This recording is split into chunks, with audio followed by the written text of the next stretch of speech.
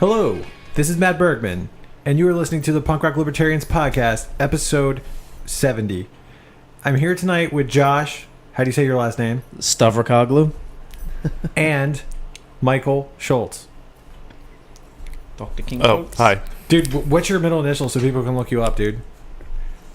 No, I'm just fucking with you. I was just fucking. We were just talking about, like, we always talk about, like, if we're gonna use our real names and shit. Whereas, like, I use my real name because, like, I've always had a feeling that I'm on a list. Maybe I'm just paranoid. I smoke too much weed. Like, I'm more worried about the people who aren't on a list. You know what I mean? Well, I already know I'm on the list. I was in the military. I'm already on the list. So no fly you think list? Anybody who was in the military is on the list? I think a majority of people that are probably on some. I mean, we're already in a database. I mean, I already had a clearance. I'm already in the NSA's database, the FBI's database, Homeland Security, because I had a clearance. So that alone, but then also I'm ex-military on top of that, and I'm a libertarian. They're watching you. But technically, in New York, I'm a registered Democrat.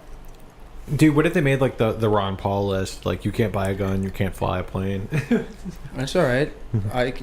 Where there's a will, there's a way. Yeah. All those drug laws, people still doing heroin. Yeah. So, yeah, Josh, I mean, dude, when's the last time we saw each other? Like, how long were you in New York for?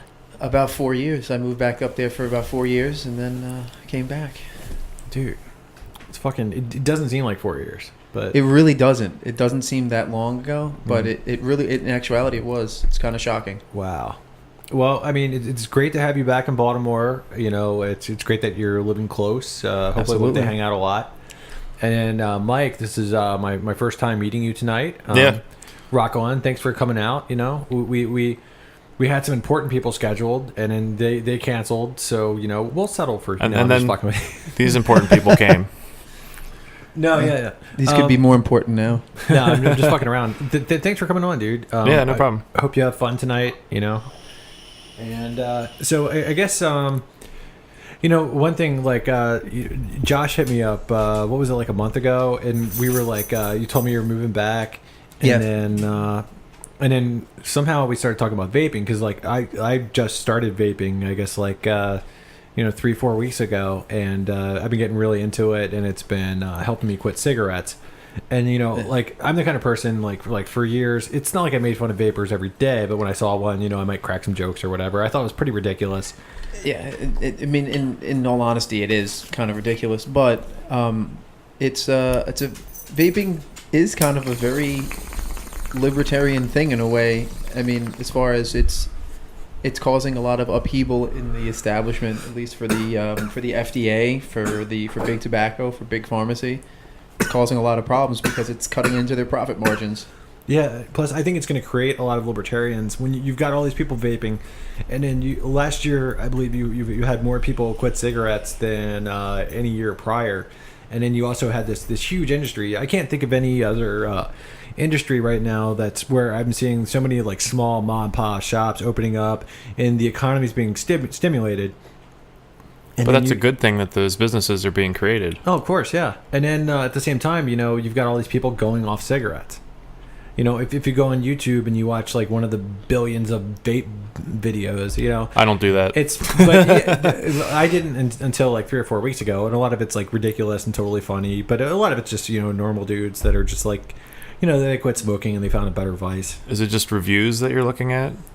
Like, they're, yeah, like, reviewing, like showing off new... Yeah, new pieces of gear. Yeah. Well, dude, it's like the market is so crazy. It's a total buyer's market right now, and it's apparently like there are new laws that are going into effect August 8th.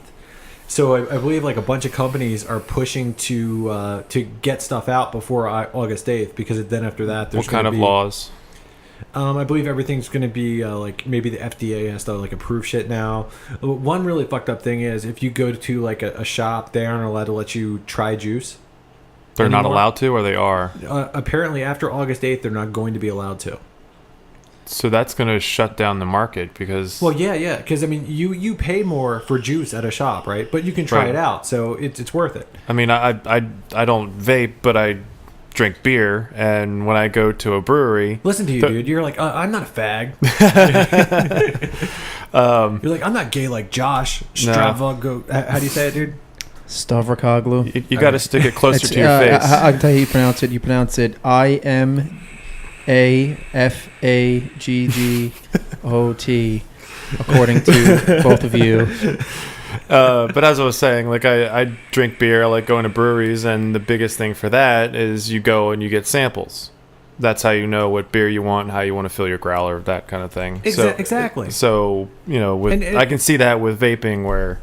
And dude, imagine with a beer, it's not that big of a deal because it's just one beer. But with like vape juice, if you buy like 30 milliliters, it depending on who you are, it might take you a week to go through it. So you don't want to get a flavor that you're going to be drinking for a week. You know what I'm saying? Or you're going to be vaping for a week. I was thinking we were talking beer, and I'm a little blazed. Yeah, that's all good. But it's like it's always good to try beer before you get a 30-pack. Right, exactly. So and then up until now, these shops are doing that, and of course the shops are more expensive than it would be online, and they have an overhead they have to fulfill. Exactly. So yeah, totally. Absolutely.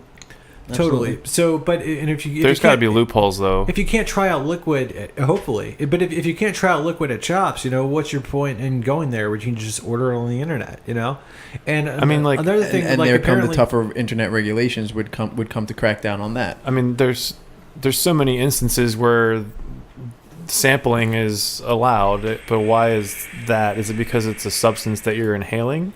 Like, it's because of big tobacco, dude. Right, Josh?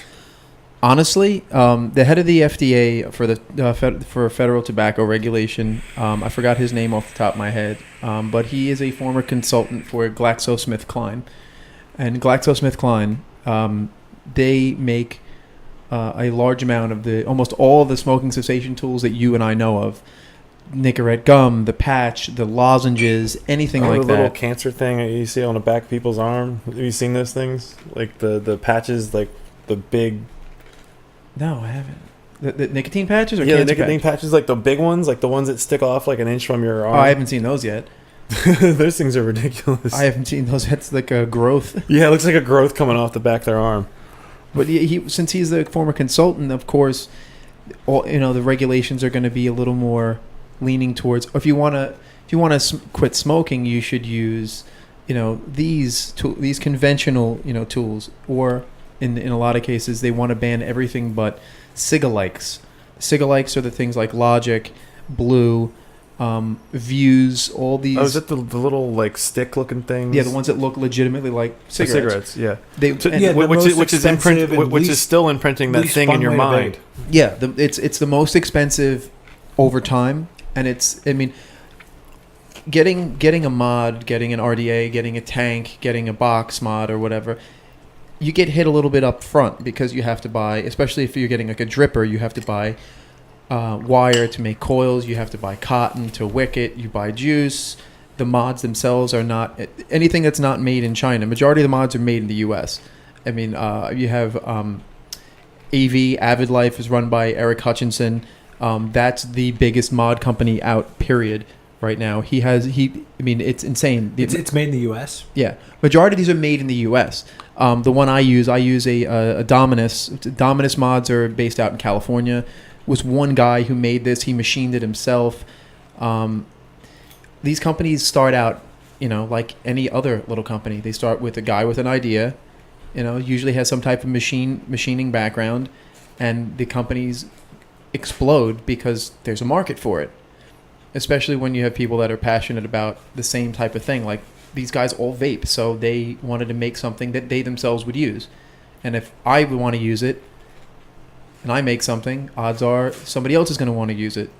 And it snowballs, and it fosters a business. I mean, it's the basic form of capitalism, like legitimate free market capitalism. And that's why all these regulations are now coming into effect, is because just like the unregulated mods, the government can't get their piece. They can tax it and call it a tobacco product.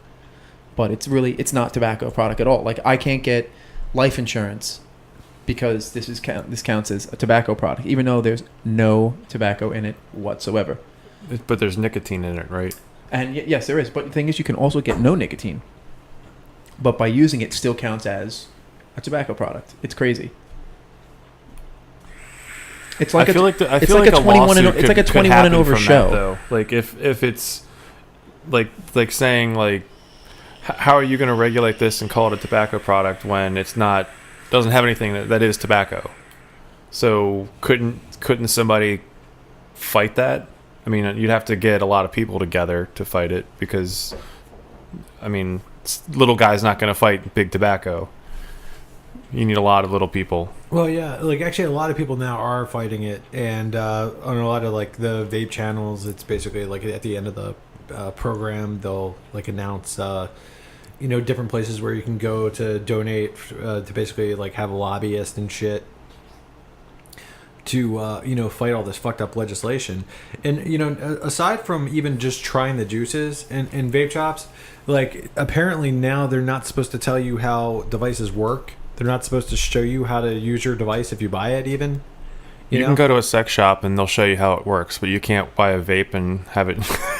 And they're not allowed to tell you that it's a good way to quit smoking. They're not allowed to tell you that it's better for you than smoking. It's basically like, dude, what's the fucking point? It's like you're going to put all these shops out of business. I think that's the point. I think that's what they're trying to do. Yeah, and I think the big tobacco is behind it. Well, absolutely. I don't even need to bet money on it because I know that if I bet you money that where the big tobacco is behind it, and you took the bet, I'd take your money.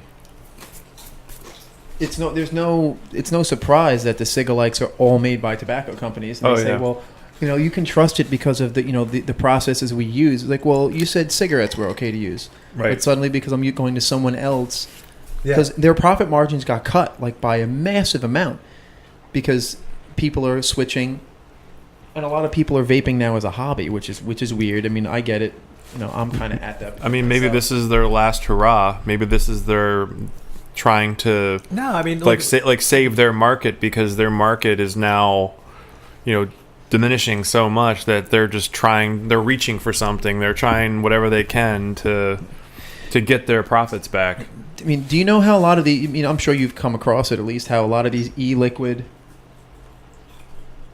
companies, or a lot of mod companies too, how they get their name out is there are people. It's social media has become one of the biggest driving forces of it.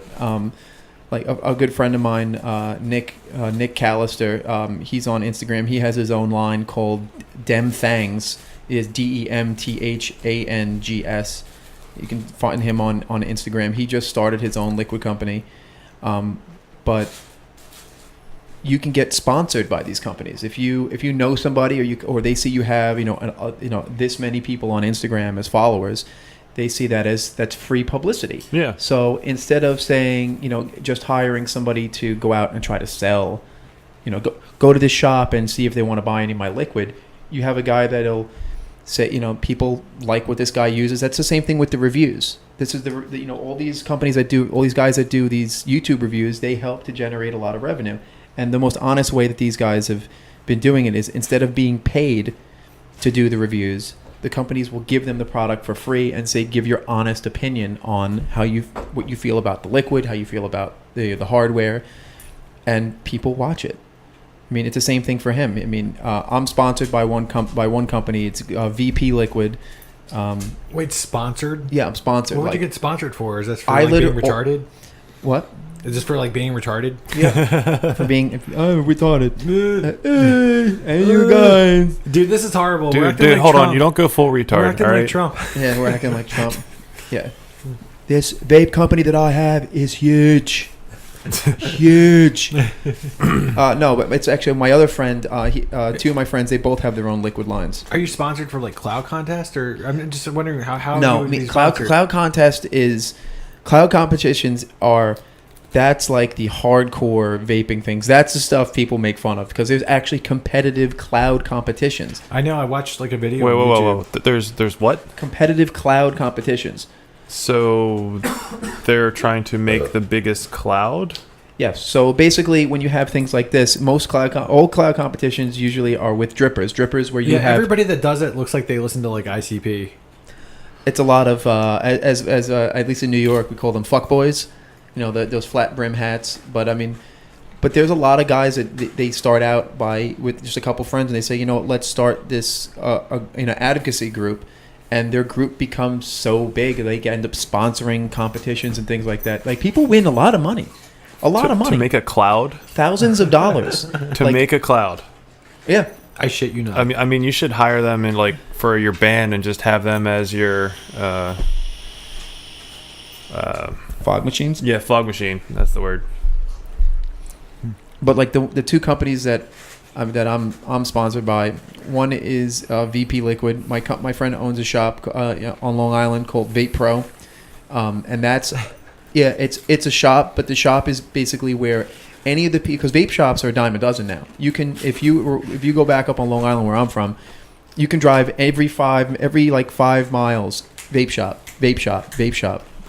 Oh, dude, like here in Catonsville, there's one up on Route 40, and then there's one down on Frederick Road, and then there's another one off Frederick Road, I believe, in Ellicott City. And you know what? There's probably even more. I just don't even know about them.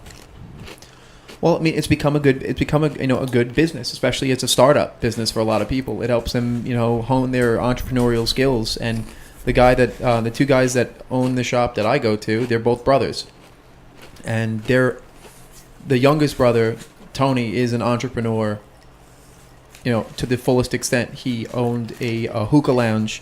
He owns a restaurant. Wow, he has his like fingers in all the douchebag things, huh? He sold the hookah lounge. I think that's a dying thing. Yeah, he sold the hookah lounge.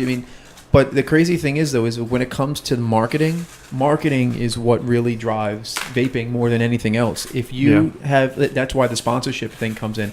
If you have somebody that has a lot of followers on Instagram, these are called hand checks.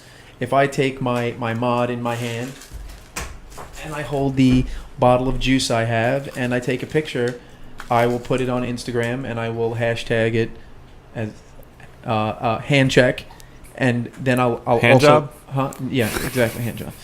And I'll tag the company that makes them whatever mod I'm using. I'll tag the company that makes whatever juice I'm using, and a bunch of other like community-wise hashtags that are which are kind of obnoxious at this point. Vape life, all these, But what though? I took one picture with my friends. He makes a lemonade and a raspberry lemonade. You're about to commit statutory vape. Statutory vape. Yeah.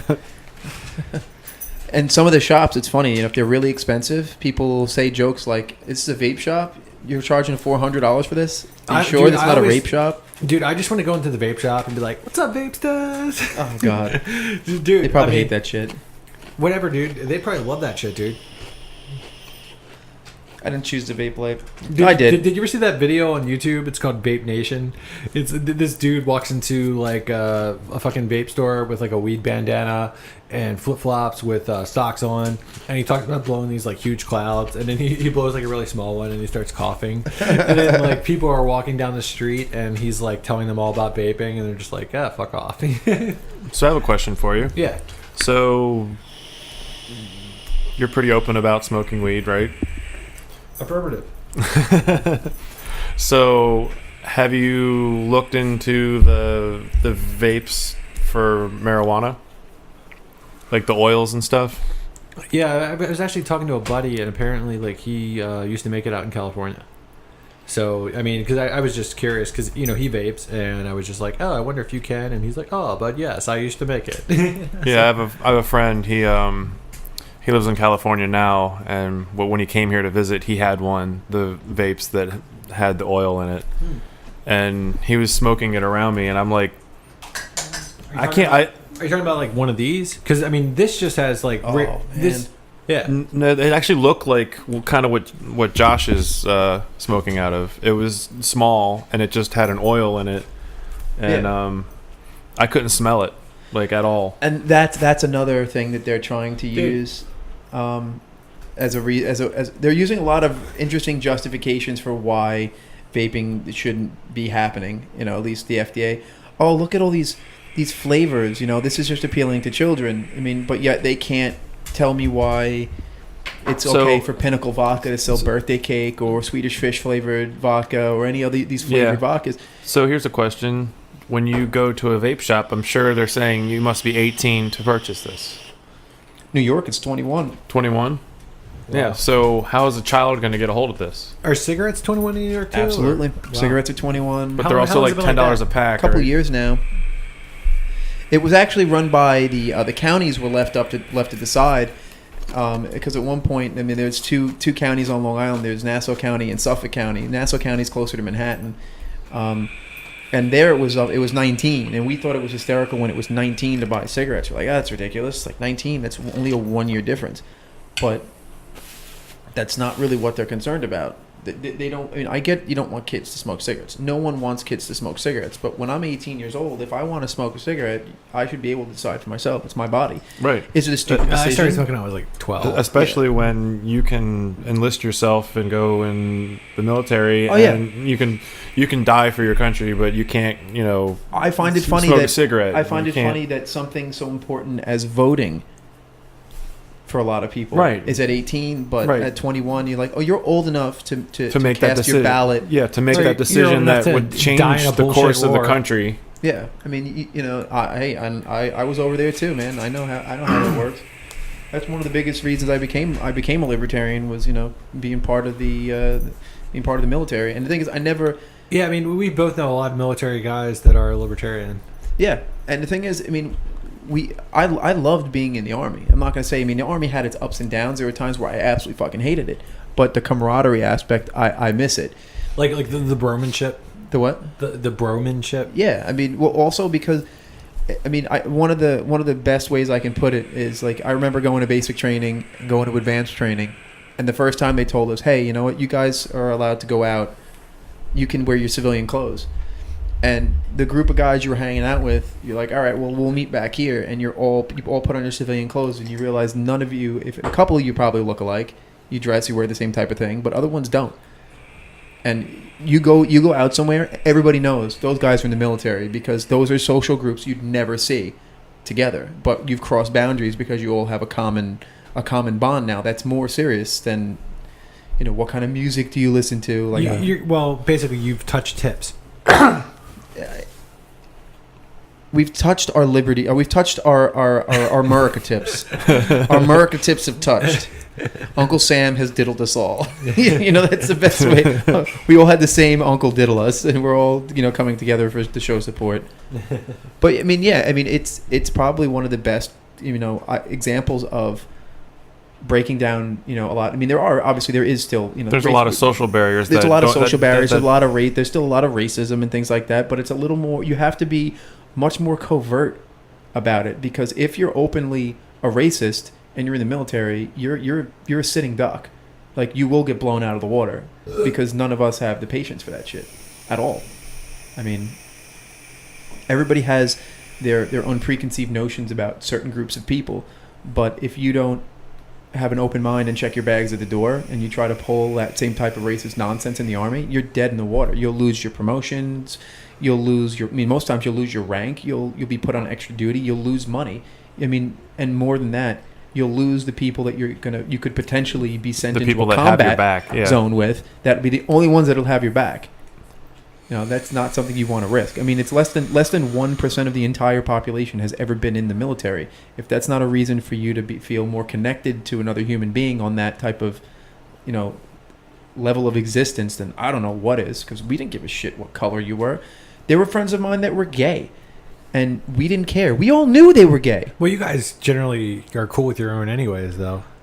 We don't care. Can you? Yeah, I know which route you're taking. But we really don't care. I mean, if can you do your job? Yes. If it comes down to my life at risk or your life at risk, can you perform your duty? Yes. Then that's it. No one cares. And then, but certain instances would happen where people's sexual orientation was not made public knowledge because of, number one, it's their goddamn business. Yeah. But also the Don't Ask, Don't Tell was still around while I was in. And you could risk losing your entire career based on the fact that you're physically attracted to the same sex. Ooh. It's terrible. terrible, terrible, terrible. You're less American than me because you like the same plumbing that you have. But if that's not a reason to break down barriers, I don't know what is. Word. And did you hear, just like in 2008 and 2012, the military was behind Ron Paul, and this time they're behind Gary Johnson. I did hear that. I read the poll. I know the poll said it wasn't as scientific as other polls. It was mostly word of mouth and, just interviewing people. I think it was like 37% of active duty. From what I read, 37% of active duty are Johnson supporters. Jock straps. What? Jock straps. The jock straps? Johnson supporters. Johnson support. That's actually that'd be hysterical. Have you seen that the left nut, right nut, the Johnson thing? Yeah, dude, totally, man. I shared it on Punk Rock Libertarians. It's the same. I mean, I have to agree with that. I mean, this is the most frugal. The most fruitful election. For us. This has a lot of. The ground is fertile for libertarianism right now, because people are not voting for the Republican or the Democrat because they like them. They're voting because they hate the other one. There's a lot of people that feel that that's all they can vote for is Republican and Democrat. They don't feel that their vote's going to count if they vote Absolutely. for a third party. And if that's I think that's a flawed absolutely thought process. If enough people said that, think about it. If enough people voted for the third party would win. It's just probability at this point. But there's like this thing where people say, why are you going to vote for a third party? You're just wasting your vote. No, you're not wasting your vote. You're voting for what you believe in. Yeah. And if enough people believe in that, and they're basically saying that their opinion's more important than yours. Yeah. And furthermore, though, I mean, there's a lot of people that choose a lesser of two evils who would rather, who would probably prefer like a libertarian or a green, but they won't. I mean, because I know a lot of them. I know people that are going to vote Trump because they think a libertarian wouldn't win. Whereas I also know people that are going to vote Hillary because they don't believe a libertarian would win. And imagine if all those people from both sides came over and actually voted libertarian, Yeah. Well, 50% of people in the country are independent. And the thing is, we don't get to vote in primaries because there's really never an independent candidate. Yeah, that's why I changed my status from independent. I only changed mine. See, I had a real reason to do this. So, in New York, I already knew the two possible outcomes of the Republican primary was Trump was most likely going to win, and Kasich was going to be the second runner-up because Kasich is the most moderate, and New Yorkers tend to be fairly moderate. So there was that. But then there was the fact that it was either Hillary or Bernie Sanders running as a Democrat. So what I did was I changed from I was only Republican for Ron Paul, because when he was in. But I changed to being a Democrat, not to vote for Hillary, but to vote for Bernie because I hated Hillary so much. I wanted her knocked out. And I knew it was probably not going to happen. But that's where I saw my vote counting more in a primary situation, which is why, it makes a good argument for open primaries in general. Not you can vote as many times as you want, because you remember when Obama was running the first time around, Rush Limbaugh was talking about how in North Carolina they had open primaries about busing people to vote for.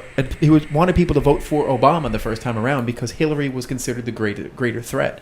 Same thing with why I voted for Bernie. I use that type of logic, but Hillary is a greater threat.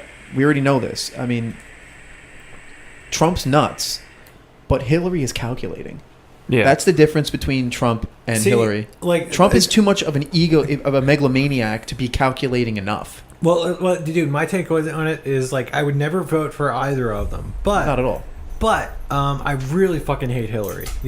Not that I don't hate Trump. It's just the thing is Hillary's been around forever, and she's pissed me off for a really fucking long time.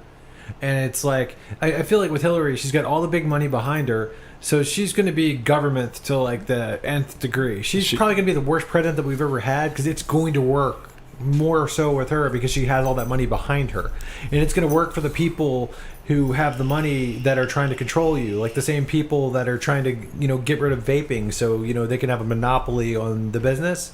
I think you're going to see that with like every area of business with Hillary. The machine will run smoother than ever, which I fucking hate.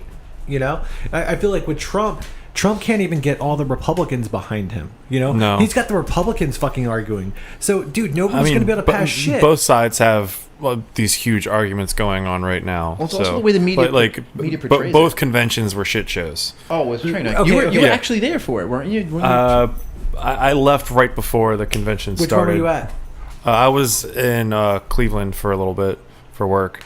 Okay. And they had these like 7-8 foot barriers all around the convention. They had that place on lockdown. There was thousands of police officers. There was there was Secret Service walking around with these big things that said Secret Service. I'm like, you're not very secret right now. Like these big patches that said Secret Service, and I'm like, I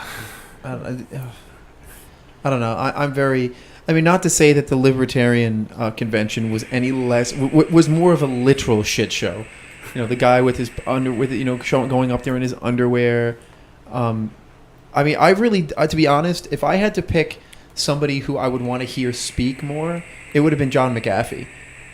McAfee's voice, though, it just sounded like it was like the you're gonna like the way you look. I guarantee it. He just had this his voice just sounded very soothing. Like it wouldn't be a guy you'd want to fuck with, because I mean he also can he has better antivirus software than you. I don't know. I thought Austin Peterson was a little too much. Yeah. He was the libertarian version of a fuckboy. He was like the libertarian Marco Rubio. Yeah, he really was. He really, really was. The only difference is, I honestly would think Marco Rubio knows how to work a crowd better. Yeah. I mean,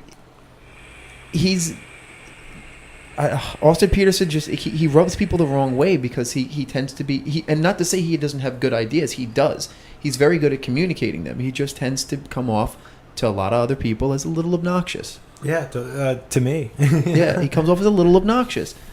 Plus, Yeah. a lot of the things he said online, Oh, yeah, dude. I mean, like I've known the guy as like an internet troll, since before Ron Paul 2012. Probably since I started doing Punk Rock Libertarians in 2010. And I always thought he was really obnoxious. And believe it or not, he's gotten less obnoxious in recent years because I feel like he's getting better because he understands how he comes off to people. And I think he's kind of realizing you catch more flies with honey, so he's trying to act nicer, but it's in his nature to be obnoxious. So he's still pretty obnoxious. He's the person who has his ideologies worked out extremely well. Except now I almost feel like he's the libertarian that's disenchanted. Like he's the one yelling in the back of the room, like, jet fuel doesn't melt steel beams. Like, okay, he's that guy. No, he's actually way like hated. He really hates conspiracy theories. I know that, but he's in his own right. He's become his portrayal of his views has become just as fanatical as a lot of people that are wearing. He's a libertarian version of Alex Jones, without the conspiracy. Without the conspiracy, he's like in that he's totally obnoxious. Yes, he's Alex Jones light. I mean, I know there's a lot of theories about Alex Jones, and I honestly, I used to listen to Alex Jones back in the day, and he wasn't so crazy. No, he's a nut job now. He wasn't so crazy, but you know what? It is really funny. It is. Yeah, I listened to it for now. the commercials. Yeah. I would honestly still listen to it for the commercials. There was something going around where it was like this small thing where Alex Jones was just going on this rant, and they said they wanted him to host the I'm having a brain fart here. The debate. They're having him host the debate, and it would be really funny. Alex Jones is. I just like when he gets really, really fired up, and you just see like his hair goes crazy. Like the anime vein. He gets anime vein right there, where it's like like Dragon Ball Z, where he's about to become assume his ultimate form or something. The commercials are great though. Do you know that the global elite are storing non-hybrid seeds in secret vaults above the Arctic Circle? Did you know? It's like, dude, wow, really? Remember, the government doesn't own the sun. Like, is this real life? Like, is this real life? I mean, there are alien bases on the moon. Not for nothing. I get the whole be prepared, learn how to be self-sufficient. I completely understand about people that are considered doomsday preppers, how they want to be, in case shit was ever to go down, they want to be able to be self-sustaining, take care of themselves. Totally. I mean, there was a huge... Yeah, I think it's a fun hobby nonetheless. Yeah, I mean... if the shit hits the fan, cool. Yeah, I mean, cool for you. I mean that's a very similar thing to the urban homesteading movement in the 1970s in New York City. People learned how to be self-sustaining and grow food in Manhattan. They used old public spaces as ways to make community gardens. There was one place up in Manhattan itself where they found out a way to hook a windmill on the top of one of the buildings, and the windmill was providing electricity, and in the bottom of the basement they had all these fish, or they were catfish. They had a hydroponic garden. They would grow catfish there, so the catfish would be a source of food, and they would use all of the waste material produced by the catfish as a way to fertilize all the food. On top all of the that, plants. So it literally became a self-sustaining ecosystem. Like that. That's cool. I mean, that's fucking science, man. I mean, that's a great skill to have. But Alex Jones thinks you're going to be doing this underground, with a tinfoil hat on, with no sun. Yeah, because the government doesn't own the sun yet. I've seen a lot of stuff where people try to have their own self-sustaining property where they have all of their garden and everything, and a lot of times the ordinances will say they can't do that, so then the government comes in and tells them they need to rip out their plants because they have a garden as their front lawn instead of a front lawn. Oh, that's insane. You can't collect rainwater. Right. Like, it's obnoxious. It falls from the sky. You don't own the weather cycle. Right. I mean, then I'm sure, Alex will be like, but, then there's HARP. But then again, on Long Island, that's actually a big theory that there's because there's Brookhaven National Lab near where I used to live, and they polluted the water table. And we would see a lot of weird, huge, light flashes. And then, it would start raining afterwards. So, I mean, to say that something I can't explain it, but it's aliens.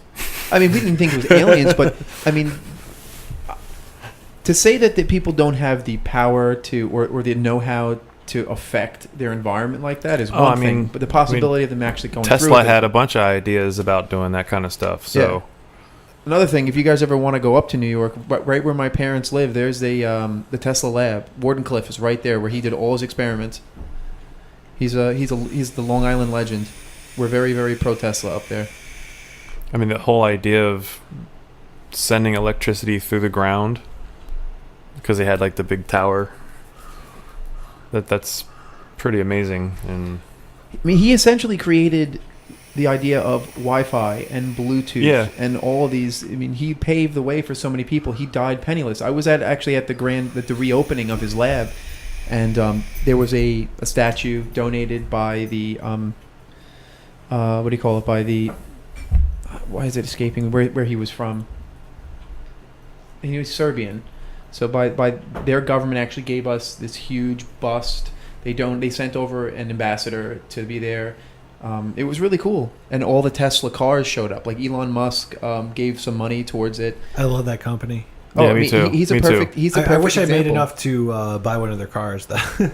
Well, they're actually going to be I coming bought out. stock when I thought about it. And I've always been the kind of person I've sworn up and down that even if I had $1 million, I would have a shit car. Oh yeah, definitely. I mean, I wouldn't have a shit car. I would just have just something reliable. Yeah, point exactly. A to point B. I'm not a car guy. But I would, if I had the money, I would want to buy his car just to support his business. I love how he does everything open source. Yeah. Because like personally, like I think that's the way to go. I think the world would be. I don't believe in intellectual property. I don't believe an idea is actual property. Yeah. So I mean, I like his thought process on that. That like by making it open source, there might be someone who looks at his information and goes, and proves it. Holy crap! I can make this better. Or Exactly. Or I'm going to use part of this and use it for this because I need that for what I'm making. Exactly. And imagine if everything was open source like that. Imagine how much greater like new shit would come out. You know what I mean? Yeah, like the You would whole have more intellectual competition. property thing is a very touchy subject for some people. Like Yeah, well, fuck those people, dude. I know, but I'm saying like it's like No, I'm just fucking around. Well, think about it. I mean, Yeah. I want to find a better way for people to make electronic payments. I'll create PayPal. Oh, I want to find a better way. I don't think the government is using their money properly in order for space exploration. I'll create SpaceX. I think we need to look at more, alternative fuel supplies. Well, what about using Tesla's ideas and using all of his know-how and the things that have been sitting there forever? He owns a solar company too. Yeah, it's So- insane. Like he's a true embodiment of a And he just entrepreneur. he unveiled that battery unit for your house, the storage unit. Oh yeah, and that's a huge development for people that want to live off the grid. Yeah. They don't have to be reliant on, and that's another reason why all these zoning laws and things like that come into play, is because once you don't need the infrastructure that's being offered to you, you're going to be strong-armed into needing it again. That's But- literally what it is. I don't think that we should be forced to use what is available to the public. It's available for you to use so that you can use it, but why are we forced to use it is my thing. Like Because government is coercion. Yeah. I mean, and well, you can be coerced, but it doesn't mean you're actually going to do unless it. I submit voluntarily to be coerced. Yeah, exactly. Because you're like, That's what It's people by don't choice. get about libertarians. If all a bunch of libertarians, we make room for socialism. If you want a socialist society, sure, you can have one, as long as you have the option for us to opt out of it. That's what people miss. Like, it's fine. I mean, that's the biggest argument I have against Bernie Sanders, is not so much that I don't disagree with 99% of the issues he brings up. I just disagree his with answers. I disagree. Exactly. He asks the right questions. I just don't feel he has the right ansers. That's Yeah, exactly it's how I totally- feel. Totally. Yeah. The government is doing this. Look at all this inequality. Look at all of this. What do we do? Well, we need more government. No. Well, the Okay. problem happened because of government. Yeah. Yeah, totally. One thing I like to ask everybody who comes on here, just because I'm always curious as hell. Like, before you came to like a liberty-oriented mindset or libertarianism or whatever the fuck you want to call it, what were you? Were you like right, left, Republican, Democrat? Didn't think about it? I was I was right wing. I was conservative. I mean, that's how I grew up. My parents were born again Christians. Same here. New York was always a liberal state for all the wrong reasons. They were liberal until they were liberal with their own ideas and conservative about you expressing yours. Yes. So I always tended to lean more on the conservative side. But socially, I didn't really care that much. I like I said, personally, I'm not pro-life. I'm anti-abortion. Yeah. For that in that way. But I don't believe that my ideas should be forced on anyone else. I don't believe that you should be compelled to pay them either. Yeah. If an abortion is a difficult choice for a woman to make, it's her body. She has to either come to term with the child or come to terms with her decision to have an abortion. I like to put it like if you I understand, because like I believe abortion's murder, but I'm politically pro-choice. I think if you had a pro-life society, 100% pro-life society, every time a woman had a miscarriage, you'd have the government wrapping yellow tape around her vagina, investigating a crime scene. It just seems like pretty ridiculous to me. It's interesting. I've honestly, not until then have I ever thought of that. And that's true. Yeah, I think that's true. I think allowing the government to be the definer of things. If they can define when life begins, they can define when it ends. I mean, and you'll end up with fucking Logan's Run. Yeah, I mean, like, could you imagine it if it for some reason did become illegal, and like the NSA was like tracking people talking about having a back alley abortion on Facebook, and you know there would be raids and. But if they're talking about that on Facebook, there's already a problem. No, but I mean, you talk about it. You talk about everything on Facebook and right. like, messages and shit. You know what I mean? It's personally like I'll say all sorts of shit. You know, There's a lot of data logging. Yeah, I mean. Oh yeah. It's you know, chances are they have so much that they can't even listen to a percentage of it. So you know, a fraction of a percentage probably. You know, but I mean, it kind of scares me that they're saving it. I mean, have you ever had a conversation with your phone in the room, and then you go on Facebook, and all of a sudden there's an ad. There's an ad for what you were just talking about, but you never actually search for it. Oh yeah, because it's all the data logging and metadating. It's an algorithm. They use an algorithm. They basically see what types of, you know, articles you repost, and it forms an algorithm to make the best suggestion of things you might be willing to read. Dude, check it out. Well, I was talking about. That's your phone? Yeah. About flip phone? Yes, I do. I have a flip phone. When I was in Cleveland, I had to share a room with the guy I was up there with, and I was talking about how he snored. I'm like, look, man, if you're snoring too loud, you know, I'm just gonna hit you real quick. And all of a sudden, I went to look at my phone. All of a sudden, they were snoring as a thing on my phone because of what I said. That's awkward. That's a little weird. I didn't know it went that deep. Yeah, that's what I'm saying. Like, it goes balls deep, dude. Like, you're used to that, aren't you? Take it to the base. Take it to the base. But yeah, it's kind of scary that is a thing. That is frightening. That is really frightening. I mean, and that's where another thing, the Pokemon Go craze. That's where that comes in. I mean, if you think about it, you're opening your phone to a lot of things. You're allowing the app to track your location, to log your location, to turn on your camera, to turn on your microphone, have access to all of your contacts. I mean, like full access. Like it can change your contacts. It can change your email. It can look at your email. It can. I mean, and the thing is, it wasn't marketed for children. It was not marketed for children because I mean, Pokemon the TV show came out when I was like 13 years old. I think some of the stuff that's like what it does, a lot of it's actually not on the list of things that it allows. Like when you download an app, it says these are the things that you're going to allow it to do. And there's a few things on there that's not actually on there. It's the truth. I mean, you can change some of the settings. Yeah, you can say I don't want you. But when you edit the permissions, the app doesn't run properly. Right. So you have to wonder exactly what's it doing in the background. Exactly, because another thing people have run into is like it sets up Pokestops or Pokemon gyms, and some of the stops, where these gyms are locations where you would feel a little strange getting closer up to. Like one was like a family plot in a cemetery. Was a Pokemon gym, and it literally said, like, a friend was like, look at this. It said like the Smith family plot. What? Yeah, and it was like a Pokemon gym there. Like the one thing though, the good aspect of it, because near where I live, there's a town called Port Jefferson, and it's a port town. This is where you can get a ferry to take over to Connecticut. It's called Port Jefferson, and it's a port. Yeah. I mean, but there's also places that are called Port whatever, and there's no port whatsoever.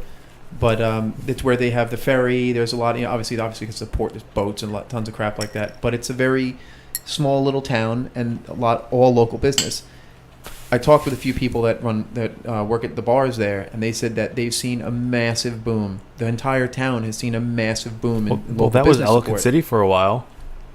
Ellicott City, like when the app became really popular, I went down there to just have a couple drinks, and there were more people out on the street playing Pokemon than there were in the bars.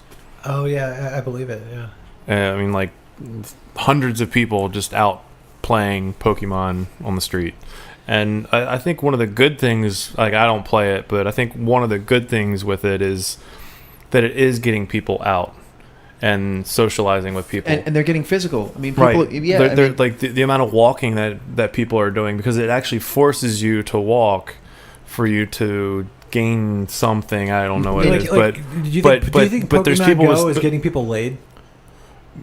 the There are socially awkward ones, maybe. Like, well, believe it or like- not, there's actually Pokemon dates. But There's people that play it. There's Pokemon dates where they'll meet I thought that's up. what you did on dates. You poked the mon. Pokemon. so Yeah. it's poking dates. Yeah, essentially. But yeah, people But, like, people people would with meet up. social People would anxiety- meet. Yeah, people would meet up. It's like, hey, you play Pokemon Go. I play. Then there's forums for each like area has their own forum. On Facebook, they have a Facebook group for like Pokemon Go Long Island, and people like, hey, going to this town. Who's in the area wants to meet up, and people meet up, and they literally have like dates. They sit there and they talk about others. They catch Pokemon together, and Do you think there's sometimes- going to be more of these types of games? The augmented reality game, I think, is what they call it. Not to the extent, because Pokemon had that following before. Like, people have been waiting for this. I remember really? before it came out. Oh yeah, I mean, just the whole premise of, if you watch the shows. Never I watched mean, it. I actually watched the cartoon. I remember watching the cartoon. I mean, you have kids that at that point were around your age, like between 13 and like 25, My age, 13. when it came out. Oh, okay. They were Yeah, around yeah. like our age. They were like younger teenagers or preteens or whatever, going up into their 20s, and they would basically travel around the whole country catching mythical animals and training them and battling them or whatever. Like, that's a very bohemian style of life. That's kind of something that I think appeals to a lot of younger kids. I mean, especially for kids like us that grew up before cell phones. Being on your bike, hanging out with your friends. The Kid Network.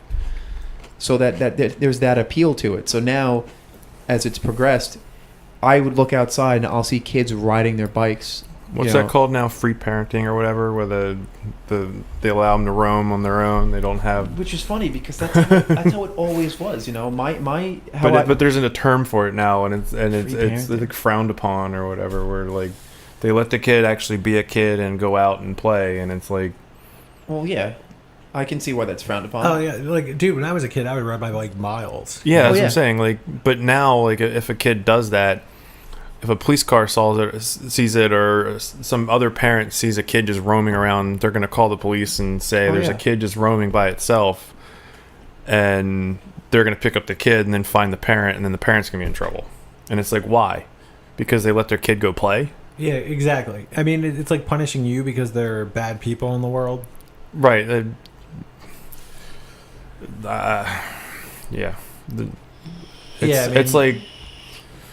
It's an extension of the nanny state now. Yeah, Yeah, I mean, totally. it's like saying I'm gonna arrest you because you had a thought of killing someone, but you never actually did it. Thought crimes? Yeah, Like, thought crimes. Like, isn't there like a bicycle helmet law in Maryland?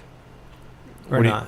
what do you mean? Oh, Like- yeah, I think you have to wear a helmet. I think you're supposed to. Yeah. Yeah. Like, Up when to I a was certain kid, age, right? I never did. I think Because it used to. I mean, I know in New York it was 18. You had to be like, you could not wear a helmet at 18. Before, But why would because you when- not want to wear a helmet? Is my thing. Like for wearing a bike. anything like. Like I never wore a Like- helmet on a bike growing up, But and I've never worn one as an adult either, dude. I would wear it just in case, because if you fall and hit your head, Nah, dude, I You're- go raw dog, dude. you go raw dog. Yeah, I go raw dog. Dude. No glove, no love. Dude, are you popping a chub, dude? Are you? Is that what's going on, dude? As soon as I talk about raw dog, you're popping a chub. Why? Because of the position of my mod. It means I'm. Is that a vibrating mod? That's the new mod. Vibrator mod. But yeah, it gets it bubbly. I don't know. It gets it bubbly. I make my own juice. You want to try this? Oh, it's pineapple flavor. salty. You're drinking a lot of pineapple juice. Yeah, it's really fucked up. Like I used to ride around everywhere when I was a kid, and I don't know. I mean, like to this day, like if I got a bicycle, I wouldn't wear a fucking helmet. I still see people riding around without one, but I thought it was a law that you. I thought I heard that some years back. I haven't So. followed up on it. Yeah. Now, as far as a motorcycle, you know, I still don't believe it should be a law because if, I mean, you can say the same thing about seatbelts. yeah, I don't believe seatbelts should be a law either. It's personally, I always wear a seatbelt, and personally, I wouldn't drive a motorcycle with a helmet or not. It's motorcycles were ruined for me at a very young age. My cousin actually died on one when he was 22, and I believe I was like 7 or 8. I was 7 years old. My cousin was in an accident with one. She lost her leg. The only good thing about it is she went as a pirate one year and she had a peg for a leg. Like, would you ever ride a bike or not? I would. Yeah. Yeah. I don't know. Like, I would too. I'd probably get like a Triumph or something like that. I wouldn't get like a crotch rocket. I'd get No like way. I would like a Triumph or oh yeah, I would do or a Morton or something like that. Yeah, a Triumph, Norton. I mean, even I had a bike, but I never got a chance to get it up and running. I had what is it? I had an 1980 Kawasaki 440, which basically just looks like a cross between a Scrambler and a Bonneville. I've just known too many I people like the Honda, the CBs, the the CB650s. Yeah. Those are so with the flat seat. Yeah. And there's it. Yeah, I'd get something like that where it's a cafe racer. It's an around town type of thing. It's not a long trip bike. No, it's just something to ride around for fun. And it's actually an article just dropped. Anti-Trump Republicans form group to back Libertarian ticket. Nice. Yeah. Wow. Kevin Martin, former chairman of the Republican Liberty Caucus of Massachusetts and is a co-chairman for the group. He said people need to understand that there is an alternative to voting for Trump or Hillary. It's happening. By the way, Bill Weld is from Smithtown on Long Island. He is actually from about 3 minutes where I lived. Cool. So that was another thing. That actually is one thing that got a lot of other people that I knew interested in researching him, just because he's always a hometown kid. Like, how do you feel about Bill Weld? Well, I mean, the one drawback to Bill Weld was that he did endorse Obama in 2008.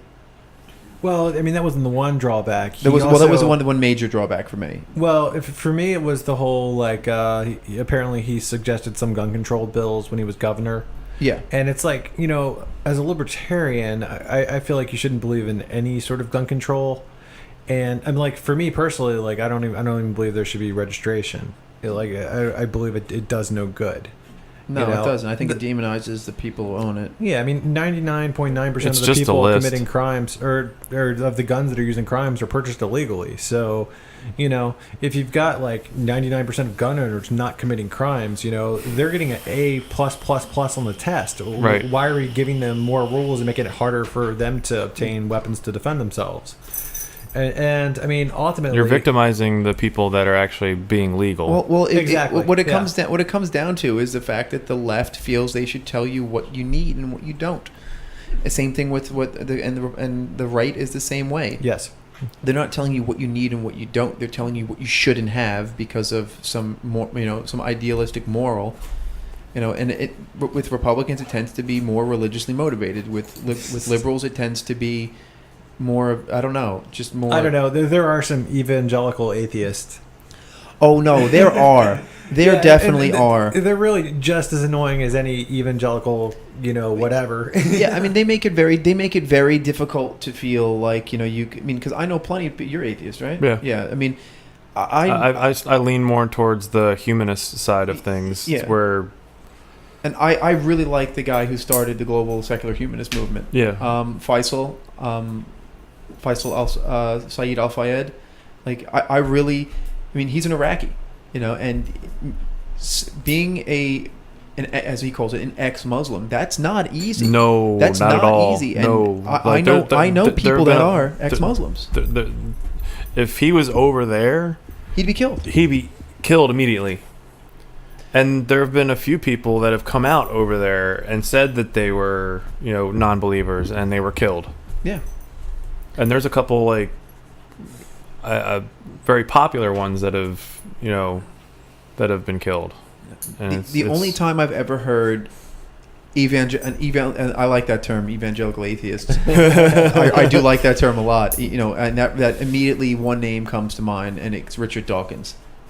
Immediately comes to mind. And I've read a couple of his books. I mean, God Delusion was a really good book. The only time I ever saw him get somewhat sentimental and not so obnoxious was one of the last times he introduced Christopher Hitchens for an achievement award.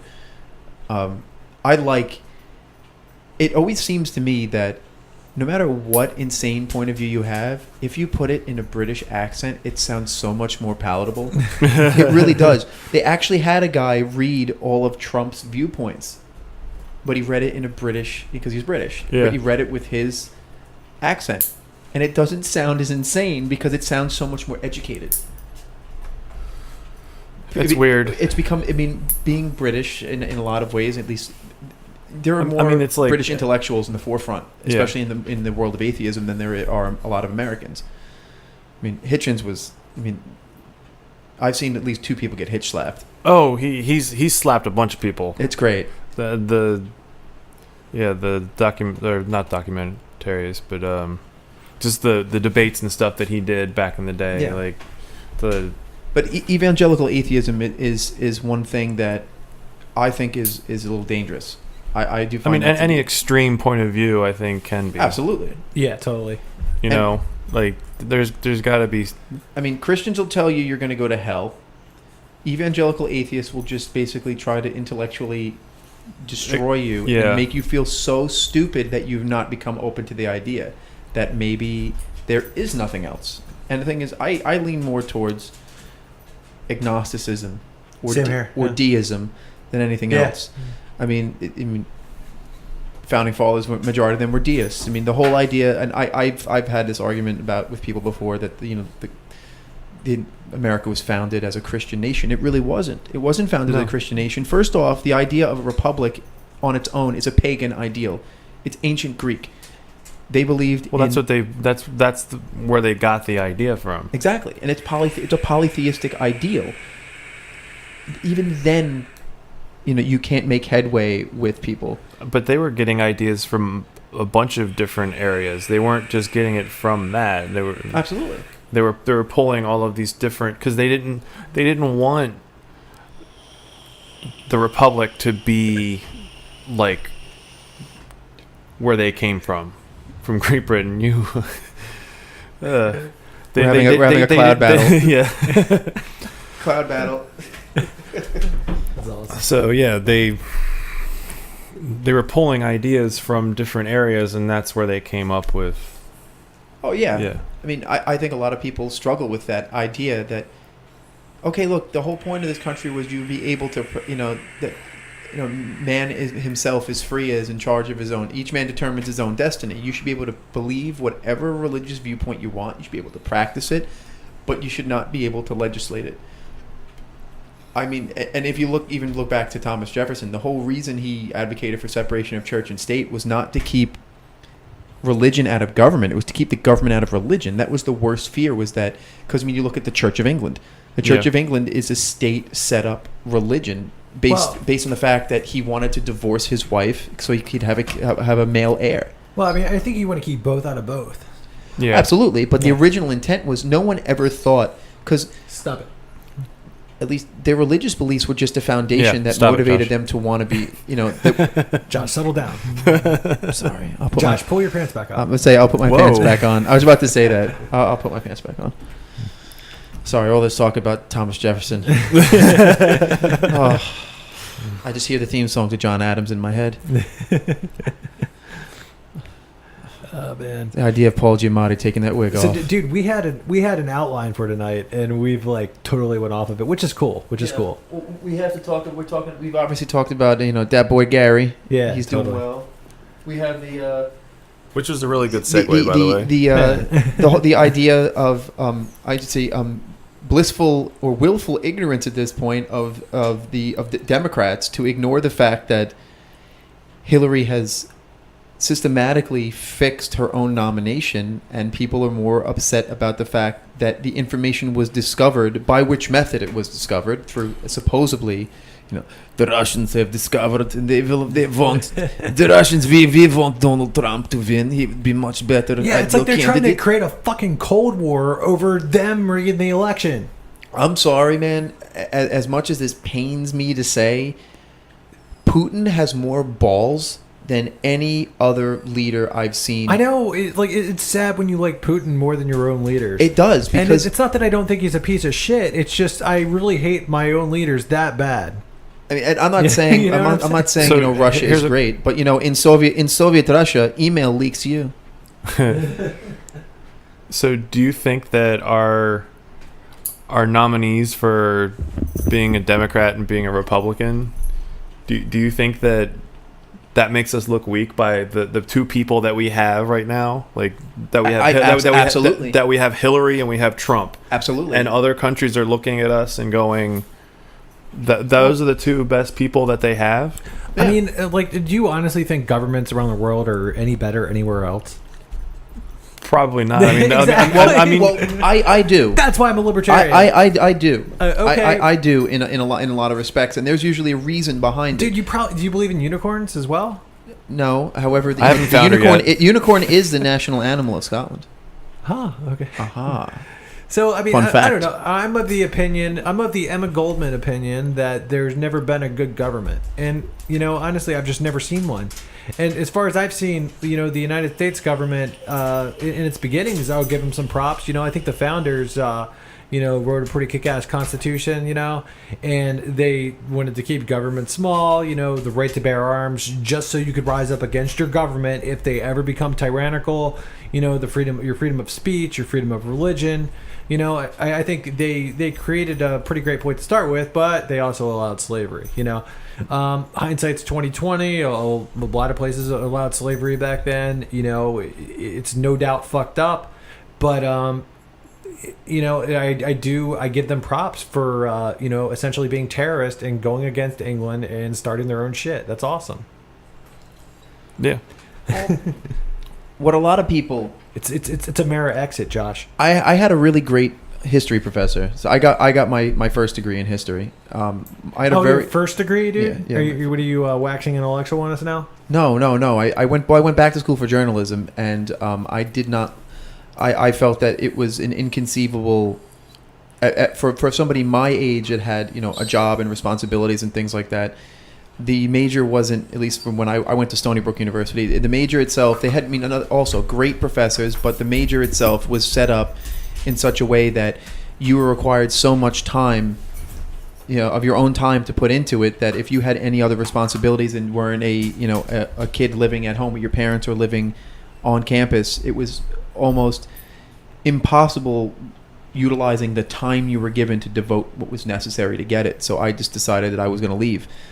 You didn't want to spend 6 years or 8 years of your life trying to pursue it when honestly, I know, I mean, and I'm not using this as to say that I know I'm a great writer, but like I had a couple professors that were Pulitzer Prize winning writers, and they said that your writing is great, you need to hone it more. Okay, so I've been doing this website for how long, and have you written an article yet? I don't believe you have. For your website? No, I have not. Why, dude? I don't know. Dude, I suck. Shit's weak. I suck. Shit's weak. Dude, when are you gonna write some shit, dude? You should commit to it now on the air, dude. So our tens of listeners, say it right in front of them, dude. Tens of listeners. Say it, dude. Yeah. I feel like this is part of an Adam and his package CD. We're Lobster Mobster.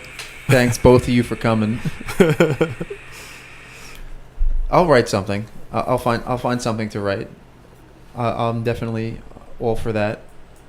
But the thing that I really liked, I had a professor who was great, Professor Monahan. He was an amazing, and he's a libertarian. He just never wanted to let you know what his actual political standpoint was, but he dropped enough knowledge on you to let you know that he was pretty libertarian leaning. He said the biggest way to explain why certain governments work and why certain governments don't is why their forms don't work here is because of the idea of the nation state. He said a nation. Like, the United States can never be nationalistic because based on anthropology, a nation state is based on common bloodline, which is why, you can move. We can all move to Canada tomorrow. We can become Canadian citizens. We're never going to really be Canadian. We're not going to be by blood Canadian. So we're missing that fundamental connection to the rest of the people in that country. Same thing with France, same thing with Germany. Not to say their governments are any more efficient, but when they have these coalitions of, keep France good or something, let's say if they had something like that, or when it comes to their healthcare laws. Hey, can you pass me some of your juice, dude? Yeah. I didn't mean to interrupt. Which I mean, juice? I guess was selfish Which of me. juice did you want? Did you want the strawberry milk, the vanilla custard? Okay, what do you suggest, dude?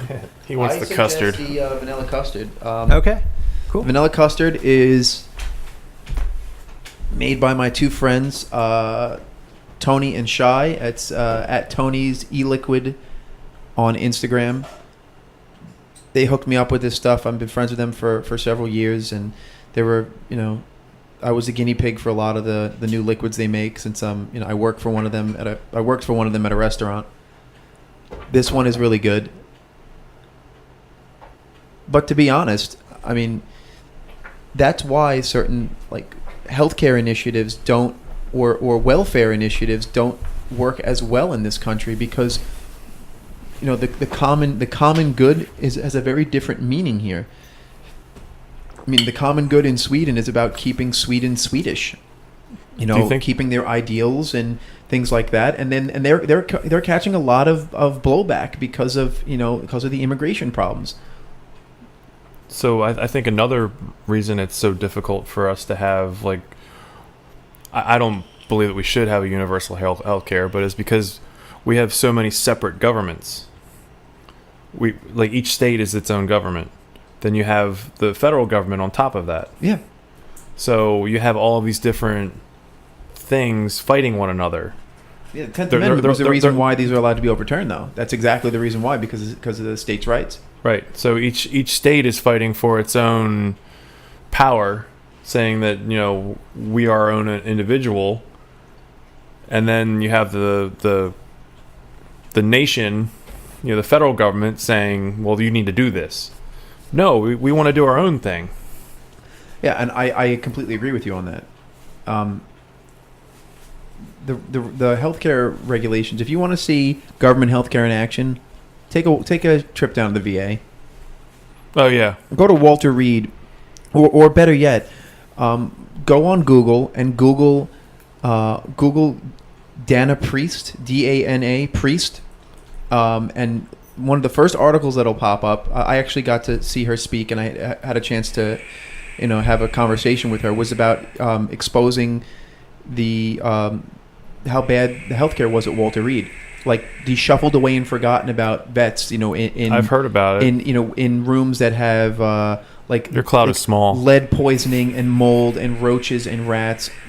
And it's not to say that the entire VA is like that, but this is government healthcare at its best. They can't take care of 1% of the population. If they can't take care of 1% of the population, what makes you think that they're responsible enough to take care of 100%? Right. They're not. You also should want to take enough of an initiative in your own health. Right. Like, people are becoming so reliant. It's like the reason they say don't feed the animals at the zoo. They forget how to hunt. They forget how to be animals. Hey, dude, I think Alexis is here, dude. Oh, is Alexis here? Is the schlegalization about to happen? Yeah, dude, we should probably pause it, say hi to Alex, and then come right back. All right. Be back. Picking it up. Alexis van Schlegel. What's going on, Matt? Hey, Alexis, how are you?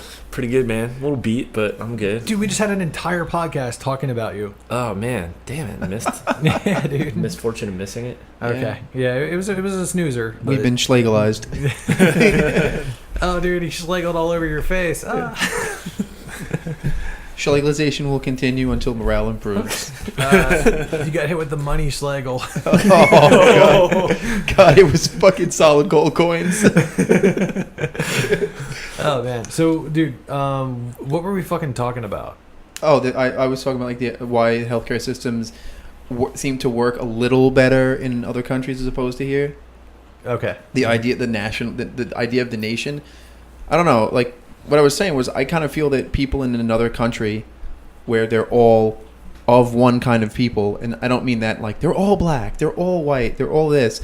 It's like, no, they're all they're all French, or they all identify with being German, or they will be more predisposed to have the idea of the common good for the welfare of their nation than we will here, because we're more pocketed than any other country in the world, because we have hyphenated Americans, or you guys are just white, you guys are, and you're African American, but wait, no, I'm Haitian, I'm not technically African, I'm technically Caribbean American. We have too many hyphenated Americans, too many people that want to codify their own labels. At the same time, wouldn't you agree that gives us an advantage for wealth because we have that capitalistic nature? I'm not saying that's why it's bad. I'm saying this is why government programs don't work as well here, is because when you have I feel is like when you have a predominantly larger group of people that all identify as being the same, they're more concerned about each other. I don't know if they're really working anywhere. Not really. mean, honestly, look at the fucking EU, dude. I mean, you're hearing like horrible shit over there, and that's like the fucking biggest government. I think Brexit was the best thing that ever happened. Well, we were the original Brexit. Yeah, we Brexited before it was cool. Yeah, totally, man. Brexit 1776. Yeah. So, but I'm not saying that okay. that it will work better, but if there are any instances where you look at people's ideas like, you have Bernie Sanders, if you go over there and you look at the idea of Sweden, and everything works so much better in Sweden. It's like, yeah, well, they're all Swedish. So in one way or another, they're more concerned with their fellow Swedish citizens and keeping the country Swedish. If you said keep America American, I guarantee you there would be a racist point of view that would be the immediate inclination of anyone, like, oh, that's racist. What about these Americans? What about these Americans? What about these Americans? Even if you want to paint with a broad brush for the sake of the greater good, it's always going to crumble. But I think it's why it has a little more longevity in those countries before it collapses. England's a perfect example. I had a cousin who left Greece to be a dermatologist over in England, and he said that while the idea of socialized medicine is a great thing, he said it doesn't work because it places an uneven burden on the taxpayer, especially when governments like England have this English guilt, this British guilt because of their past colonialization and imperialistic nature. So they allow all these people to come in, they flood the system, and if they don't pay as much taxes as everybody else, the system implodes and it collapses in on itself and everybody's screwed. But the reason why it's allowed to last as much, why it's on its hypothetical life support is because of the idea that it has of the nation state. That's why it doesn't work in America, because honestly, the guy down the block doesn't really care so much about the family in West Baltimore. I mean, maybe he does, but you're not going to have the same overwhelming sentiment. Because everybody's going to say, well, I work harder than this person doesn't work as hard as me. It's always going to happen. It just depends how long it's going to take for those type of sentiments to take root until the system fully collapses. That's why government healthcare is never going to work. The VA is the only place where it's a possibility of working, because everybody that gets care there is a veteran. But it's not working. And it's not, and then even then it's not working. 1% of the population, and the government can't take care of it. Less than 1%. Yet we spend trillions of dollars on war, but we can't spend the $1 billion or whatever it would be to take care of those people that they spend over $20 million on fucking art. On art. Oh yeah, for the blind. Right? On art. That was just in general for the last 10 years. Yeah. $20 million what the VA has spent on collection of fine art. And this is even better. In Palo Alto, there was a center for blind veterans, and they spent over $250,000 on art, and their justification was based on veteran submitted surveys. The art made them feel better, completely forgetting that these motherfuckers are blind and they can't see the goddamn art. Spending that money on the healthcare for them, or maybe just soothing music, like something like. Listen, you can spend a lot less money getting a Kenny G record to put on repeat. Come on. Play Gary Sinise and Lieutenant Dan Band or something, Little, maybe Michael Bolton, little Michael Tesh. Bolton. Maybe a little Yanni. Get some the Yanni. 4 horsemen effect. The 4 horsemen of queer. Oh God, that's another guy I love too. Oh man, but yeah, it's Dave Attell. going back to what you were saying. Like you brought up a great point about. I mean, we pay what probably on average between state, local, and federal taxes. What about 50%? Close to it. Oh yeah, approximately. Yeah. So you look at these other countries; they're paying upwards, like Sweden or these other European countries that are the model, the quote unquote model of socialized medicine. They're paying like 60, 70 some percent in taxes. Yet they're not maintaining empire, Right. Yeah. So it's like their infrastructure is crumbling. right. Like we can't. So it's like I don't like when, it's so. When they try to compare to other countries, it's like you can't do that. It's so lazy, It's like, oh, well, over in Sweden they have social, they have a healthcare. It's like, no, you can't compare. You can't compare. Same with. Well, it's intellectually dishonest to do that because because there's different variables as to how those systems came about, which was another reason why I'm saying, if it does work there for a longer time frame, it's because they fit different metrics than we do. Well, there's also the how are those countries, how are they designed? Like, how does their government work? Like, you can say that it's socialist or you can say that it's, Democrat or whatever, but they're never going to work the same that ours does. No, it's not. Like, and which like is sad because we ours have, is barely working right, already. Yeah, right. But we have so many different systems in place, and there's so many checks do we want and balances. it to work? Do we want it to work? Ideally, look at who's in power. Do we want it to work? Ideally, we would. I think ideally we would don't all want it to work. like it to Trump, work. 2016. It's. I mean, he's the motherfucker who's not gonna make it work. I'm still very on Yeah. the fence about voting for Gary Johnson or voting for D's Nuts Because because D's Nuts has a very good platform. I'm just voting. The only way I would vote for Trump is if you had a gun to my head and you made me choose either Trump or Hillary. We can make that happen. No. Yeah, yeah. I mean, I'm not going to lose my life over it. I mean, out of the two, I would choose Trump, and it's just because I've hated Hillary for such a long time. I think with her, it's the well-oiled machine. It's statism to the. I don't think Trump would get degree. anything passed. Exactly. He has so many hurdles within his own party, which technically, by all stretch, isn't even really his party to begin with. Because he even said he was a Democrat up until recently. But at the same time, Johnson would be a huge step in the right direction, and I like the guy, but I think he would in a lot of ways. How many people would lose their shit if Johnson did make it and he started cutting all these systems? I think people would lose their shit, but you know what? The reason why I think the last thing Johnson would cut is the social safety net. I think his big thing. He's talked about cutting the military 20%, which is really, if he said any more than that, people would really jump down his back. But 20% is a huge cut. Everybody else is talking about increasing. And I think another thing that he would do, I think he would be strong on anti-marijuana. Prohibition, and I think he's also open to the conversation of decriminalizing other drugs. He thinks they ought to be decriminalized at least. Well, if we honestly did what, and this is where I can use like other countries' example. If we did what other countries did, and we decriminalized drugs and we treated addiction as a disease, you would see a rapid decline in drug use. Oh yeah. And look what Ron Paul said during the debate. If you're suggesting we legalize all drugs, even heroin. Why? Because if heroin becomes legal, heroin's legal, I'm going to run out and get some.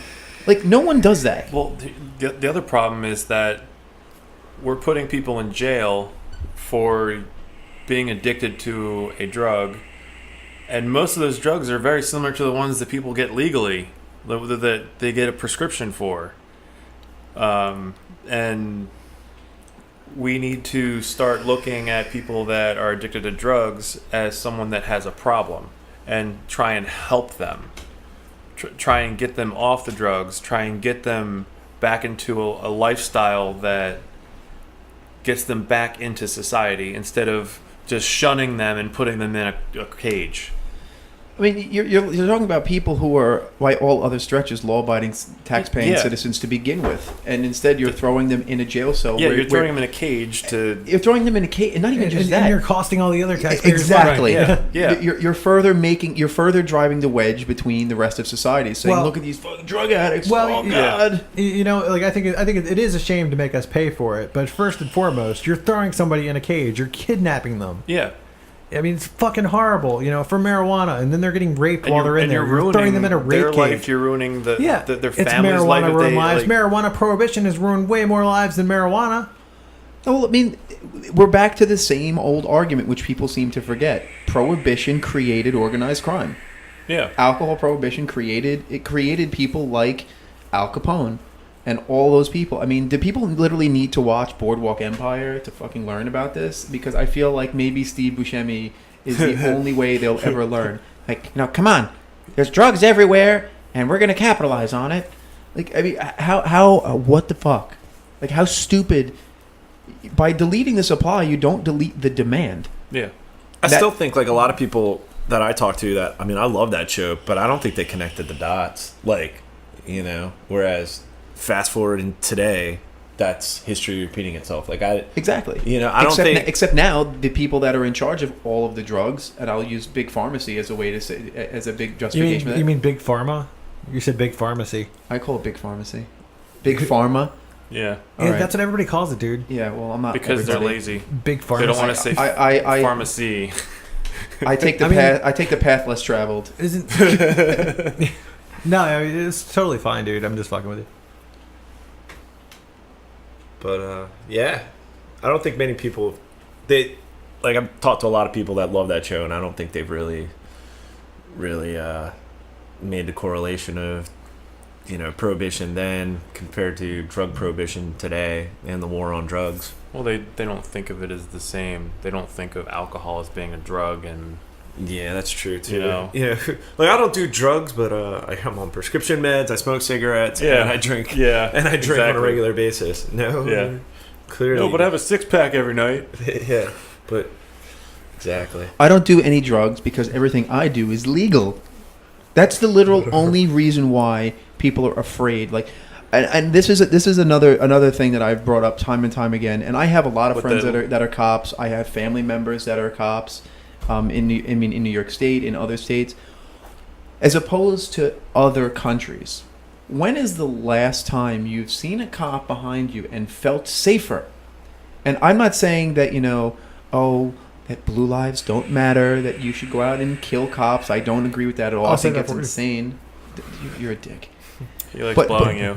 Yeah, but to be honest, anytime you ever catch a No, cop behind okay, you, okay. you get nervous. Dude, but one thing I gotta say, dude, like, okay, we have the highest incarceration rate in the fucking world. Okay, Yeah. 77%. 1 in 6 highest incarceration rate in the world. 77% of those imprisoned are in there for nonviolent drug crimes.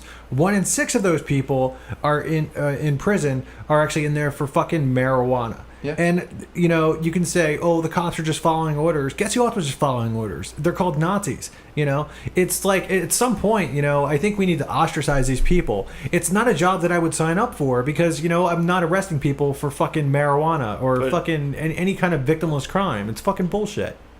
The way that I've always seen it is that police are just enforcing the laws that are passed down from them. Yes, but So- if they're bad laws, I mean, Right. personally, I couldn't volunteer to do that job. No, I wouldn't either. But You want to know what's funny though, and I can make this is actually a really good point because this is actually I'm not going to say who told me this, but I do know a lot of Yeah. cops that are libertarians, and here's the thing: when it comes to marijuana, they don't arrest people for it. Dude, I wonder if there was like libertarian Nazis. What?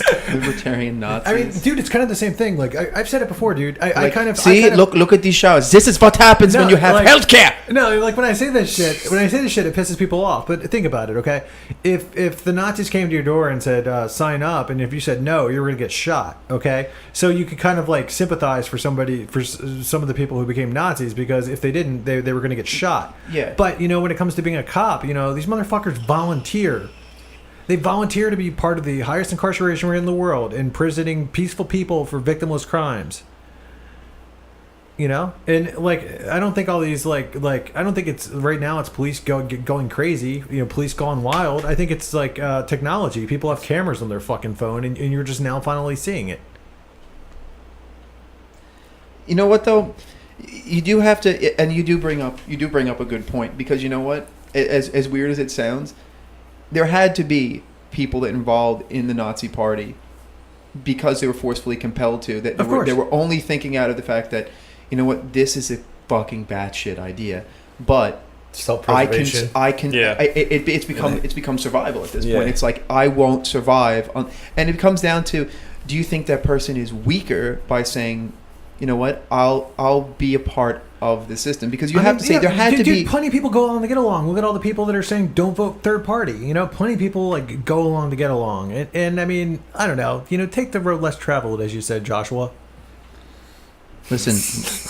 Listen, Matthew Robert Frost Bergman. Okay. I would argue that just based on, the probability of people involved in all systems, there's going to be the dissentful voice. I mean, it was part of the reason why I started debating me staying in the military at all. I mean, at one point was because I disagree with violating the rights of citizens.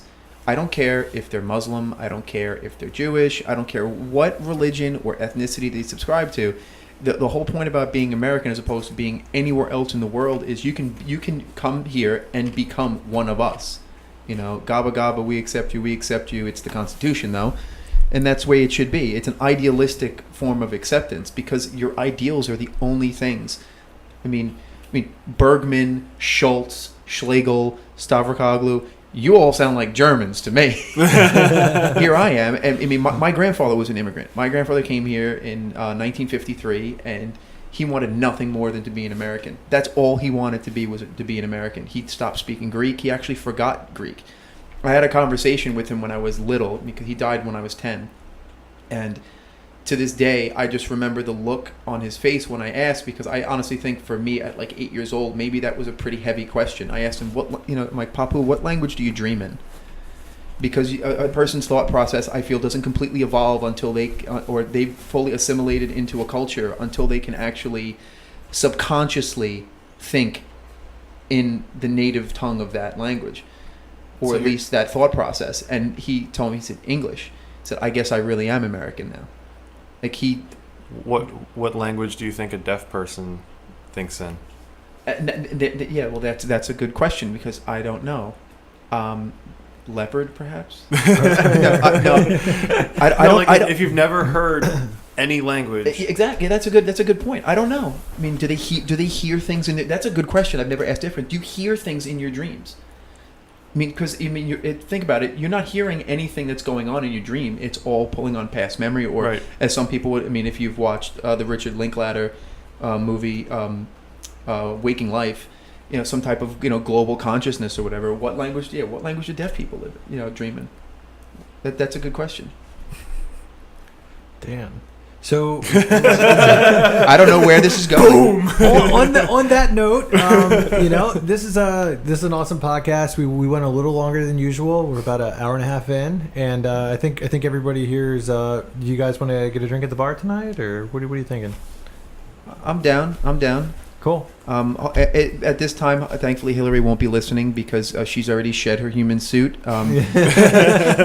Speaking of, real quick, I watched this documentary last night. It was just a short Viceland, and it was about interviewing David Icke. Oh man, it's amazing. David Icke is. Anyway, this makes me think of that Vinnie Paz song, "End of Days." But yeah, it was pretty. It was it was on Viceland, but it was pretty interesting. But anyways, cool. Check it out. The only thing the DNC has ever changed, only change they've ever made is the heat lamps that her and Bill need to keep their crickets alive. Oh man, fuck. Have you Well- seen him looking at balloons? That was one of the leaked emails. Did you guys hear about that? He's falling asleep during the speech, but Oh. he's like going berserk over a balloon. Did you see that was one of the leaked emails that they wanted? She actually said, there better be fucking balloons. Bill loves balloons." He looked like I did like not an see idiot. He looked like Well, did you see? so dumb. Did you see the thing where she's like, Oh yeah. They did another one where she was getting interviewed where it had the MS DOS prompt that said like the system is crashing and it shows her going where she's having the seizure? yeah, she's out of her mind. Oh man. She's batshit. I honestly think that she has a mental disorder. I truly believe she has a mental disorder. Then again, her voters also have mental disorders. It's called Stockholm syndrome for them. Yeah. So Voting for someone because they have a vagina. Just Trying to status talk, things. man. Yeah. Well, that's it for tonight. Until next time, live free. Or die. Statism's footprint is the blood that is shed. Drenching the flags on the tax bombs in red. Poisons by a few at the expense of the many. So do the cards in the death machine. You can't justify killing by economic gain. For God, country, and democracy. You get the freedom and gunpoint in a foreign land. You support the troops, then bring them home. I believe that you will do the best for you. And I believe that we have the power, have the power. I hate the state, and I know I'm a slave. We can make a break the power, break the power. Society owes individuals nothing more than non-interference with natural rights. Once a virtuous person fully comprehends the non-aggression principle, the violence of the state becomes obsolete.